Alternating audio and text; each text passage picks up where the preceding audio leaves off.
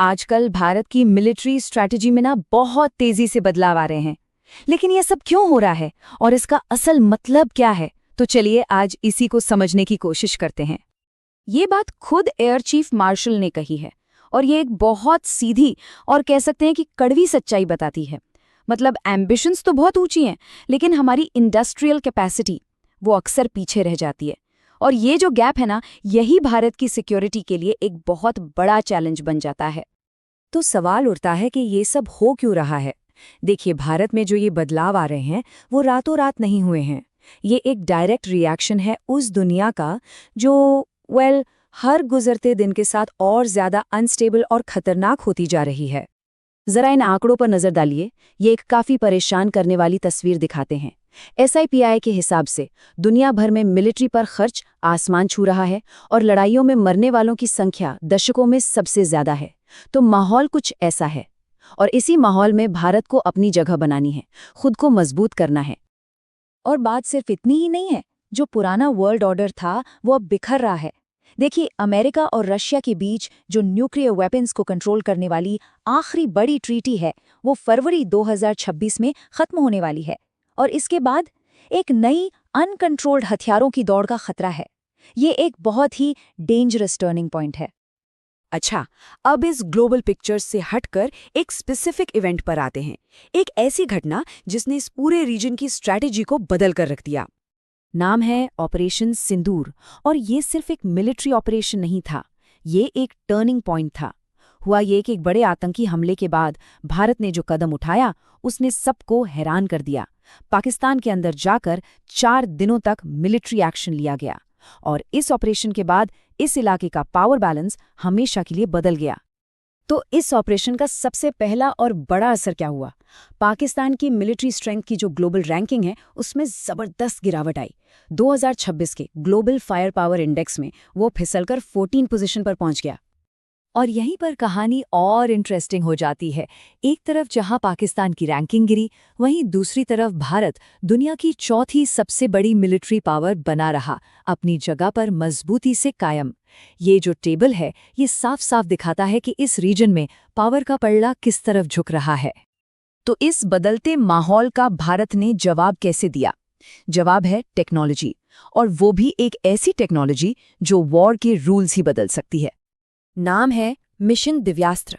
और ये कोई आम मिसाइल टेस्ट नहीं था, ये भारत के लिए एक बहुत बड़ी टेक्नोलॉजिकल लीप थी।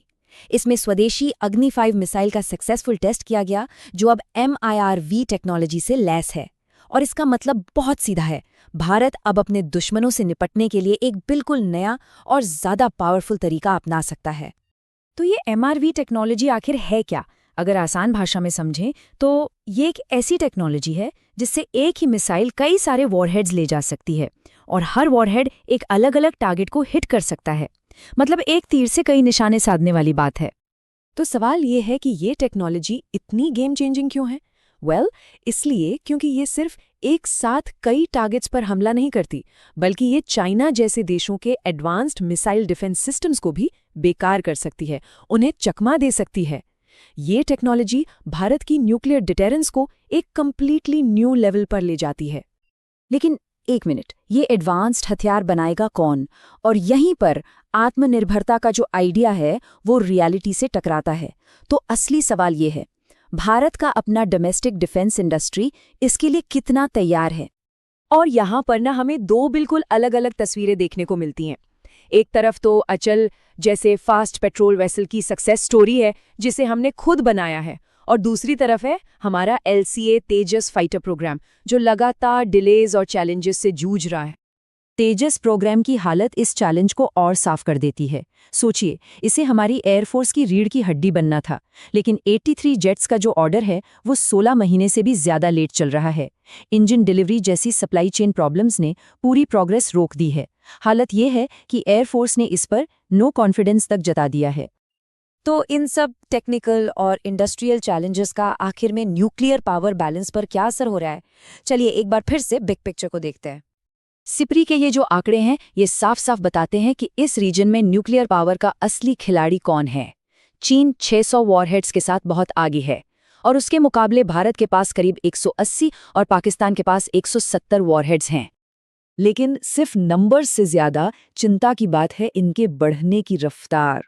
जरा इस टाइमलाइन को देखिए।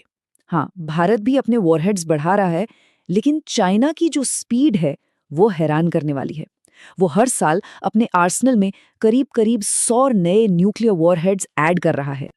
और ये सब हमें इस पूरी चर्चा के सबसे बड़े सवाल पर लाकर खड़ा कर देता है।